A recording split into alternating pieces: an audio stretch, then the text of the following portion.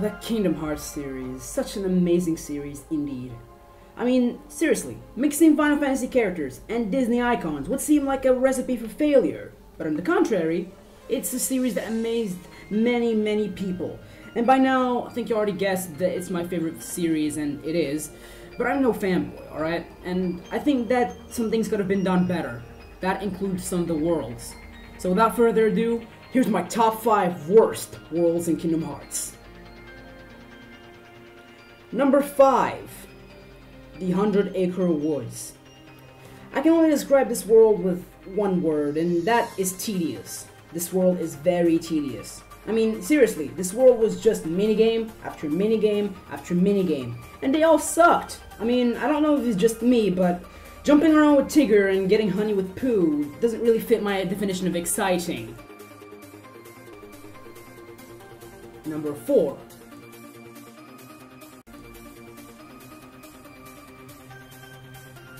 Neverland in Kingdom Hearts 1. When you think Neverland, you imagine the big green island with the waterfalls, the mermaid lagoon, the tribal village, and the badass Skull Rock. Unfortunately, the Neverland in Kingdom Hearts 1 limited us to Captain Hook's ship. Like, seriously, Neverland is full of amazing locations and you limit us to a freaking ship? I mean, what's the point of letting us fly if we're inside a ship? The artistic direction of this world wasn't good neither, as every room looked the same. The only redeeming factor about this world is the clock tower area, which was really cool. Also, Square Enix did redeem themselves. The Birth by Sleep version of Neverland was amazing. But the Kingdom Hearts 1 version was shit, and that's why it earns a spot in this list. Number 3. Olympus Coliseum and Birth by Sleep. Now, this one might come as a surprise, as it doesn't always come up on these top 10 or top 5 worst worlds, and it makes sense. It doesn't have anything obnoxious about it, you know, it's not forcing you to platform or anything, but here's my problem with it. You see, the Kingdom Hearts series has always tried to implement some sort of side activities. From collecting stickers to racing with Keyblade gliders, it really tried to implement minigames and a lot of other things to do. But with most of these activities, you would just play them once or twice and then you'd just move on. You'd do something else. But the only good worthwhile side activity was the different cups and tournaments in the Olympus Coliseum. I love the cups. I really love the cups. The reason for that is because they were really fun and diverse. KH2's cups have different rules for every tournament, and you'd have some pretty unique battles, like you'd fight Leon and Yuffie. That's pretty cool, you know, that's nice things to do, and it really feels like you're not just wasting time, you're doing interesting things, especially since it fits the world perfectly. Unfortunately, the Coliseum in Birth by Sleep did not have any of that. It didn't have any tournaments, it had one tournament actually, that was part of the story. So you just play it, you know, you'd fight Zach, and then you would go. There was no incentive to come back to the world, nothing. And that was a big disappointment for me. And that's why this world earned this spot on this list. Number 2. Atlantica in Kingdom Hearts 2. I absolutely hate this world. I hate it so freaking much.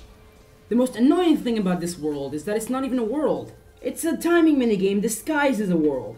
All you do is just sing with Ariel about her love story that we couldn't care less for. And honestly, it just sucked. So much that I'm more than happy to put this world on this list. It freaking deserves it. Number 1.